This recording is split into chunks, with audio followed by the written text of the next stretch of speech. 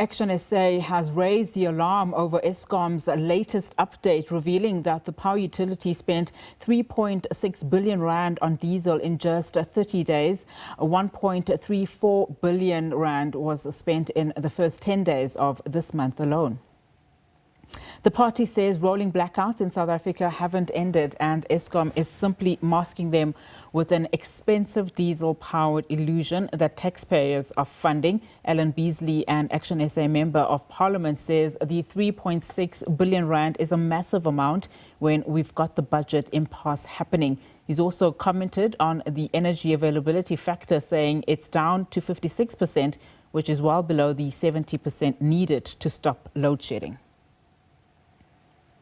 Well, helping us unpack this further is Professor Vally Padayachee, a power and energy expert and a former executive manager of Eskom and a former senior executive of City Power Johannesburg. Prof, a very good afternoon to you. Help us reconcile the spending by Eskom. So billions of rands reportedly spent on diesel to power the utilities' open cycle gas turbines, particularly during periods of high load shedding, we understand. Essentially, ActionSA arguing that Eskom spent 3.6 billion rand to produce a fraction of the power that could have been generated by fixing coal stations at a fraction of the cost. Good afternoon, Gitati, to you and your viewers, and thank you for having me back on this Good Friday. Yes, I think those numbers that you're quoting obviously reflects a bad situation, but let's give it context. Firstly, open cycle gas turbines are part of the energy mix, and meaning that they are used to balance supply and demand. So when the supply with all the other generation units are not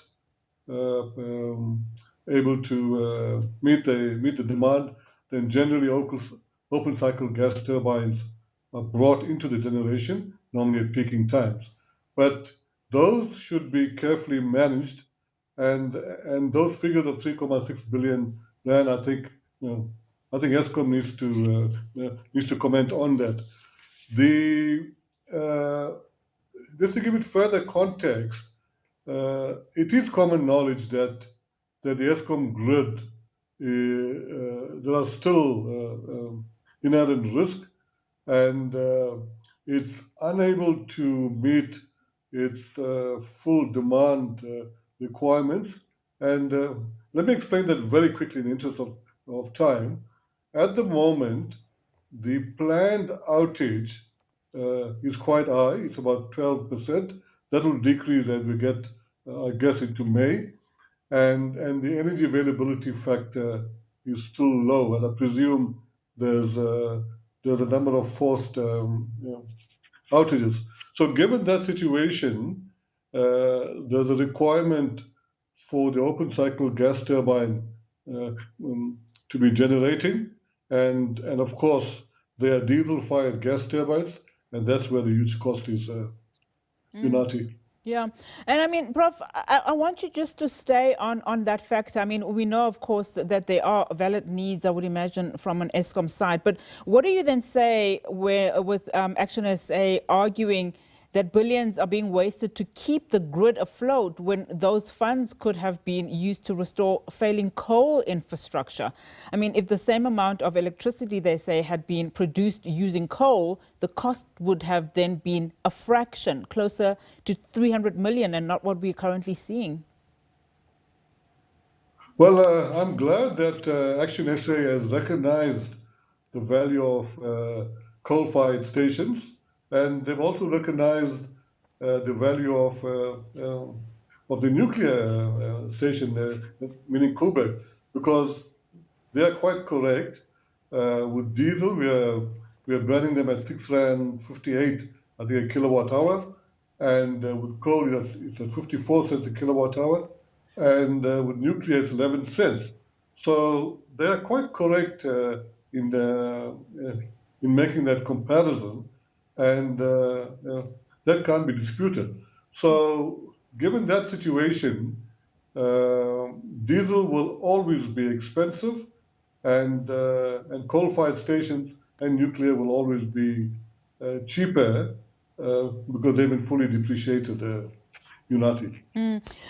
And in another, concern in terms of the energy availability factor, there are concerns that the EAF is down to 56%, which is well below the 70% needed to stop load shedding. I think an amount also that had been earmarked by Eskom at the very least in terms of, staying afloat. What do you think there in terms of those concerns?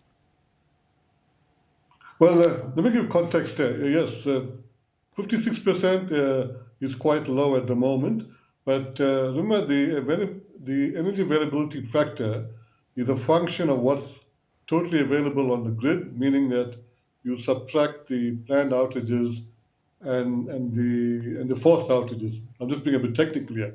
At the moment, as I've indicated, the planned outage is quite high, it's about 12%. So that will come down. So my guess is that when they get to winter, it should be, if other units do not break down, we could get back to above 60%. But that's still not good enough. We need to get to 70%, 75% to stop sort of load shedding. So that said, Unati, I'm of the opinion that we would load shed again in winter, because winter is a cold period. The demand is a lot more higher. And I'm saying that in the context of the current status of the grid, which is still sort of tenuous. But I'm hoping that we do not go beyond stage 3, which is still not good enough. But if we go beyond stage 3, which I still can't guarantee that we won't go there, then it's a cause for concern. Yeah. All right, Prof, thank you so much for that.